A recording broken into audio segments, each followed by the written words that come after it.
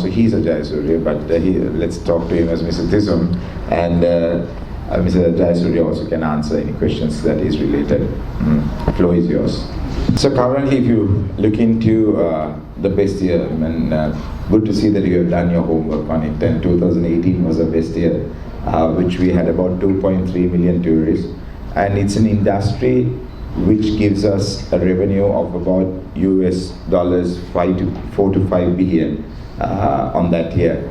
Currently, we stand at, with all the troubles we've faced after the Easter bombings, the hotel and the tourism industry took a bit of a hit. However, Sri Lanka is a resilient group of people. They're always very hospitable. They're always risk takers and challenge takers. And currently we have reached around 500,000 tourists for this year. But right now we see a major increase in our tourist capacities, and especially Indians being number one of it. What we are trying to end up by this year, currently we have got about 900 million of our revenue dollars coming in from the tourism sector, but we're looking at by the end of the year we might reach about 2 billion, because the peak of our season happens in winter travel, that is October, November, December and January. So we're gearing up for that, and we are hoping to end up, at least for this year, about 1 million tourists, and hoping for the next year between 1.5 to 2 million again to reach.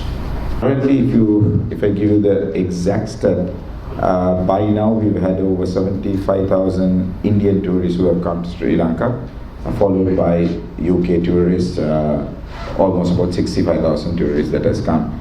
As you are aware, that the first 2 to 3 months of the year was good, and then we went into a very dull period from April till about June, and it started to pick up, and currently per day we have close to 2,000 tourists landing into the country.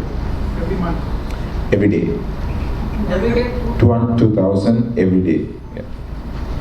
But we're looking at, our peak was 7,000 a day.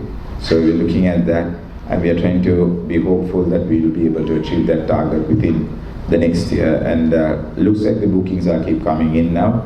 And one of the things that stops us is the most of the negative publicity that is around Sri Lanka, and I need to explain the political stability is somewhat has happened in Sri Lanka right now. We have a new president, we have a new cabinet, we have a government, and things are slowly progressing. There were certain travel warnings, and these were with the travel warnings from UK and Europe, but last week France took off their travel advisory, which was essential travel to be now travel with caution. So it's quite a positive scenario.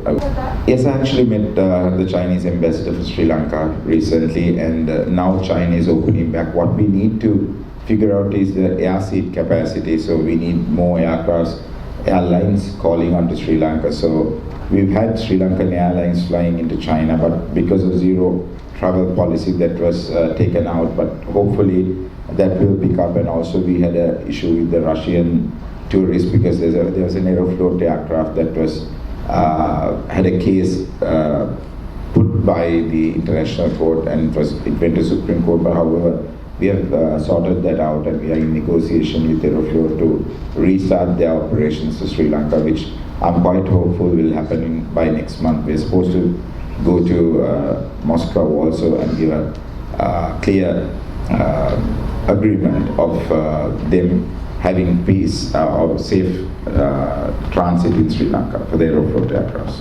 Currently it's UK, but United Kingdom have still, with the travel advisories, been number 2. As I said, for now we've had 65,000 odd tourists that have come from UK with the travel advisories, but I'm quite hopeful, as I said again, when France takes it out, the European countries taken it out, UK also follows it generally, and we are quite confident that would happen.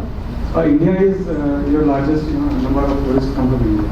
Of course, but we need to make it larger. So how do you reconcile with the fact that India is not happy with the fact that China has doctors, spy schedules Sri Lanka is a small country, and Sri Lanka has to be good friends with everyone. And I'm sure India understands it, and we have had a very good diplomatic relation travel did. So there are certain countries who implement those systems, and Sri Lanka is hoping to follow that up as well. So then we would exactly know where it is.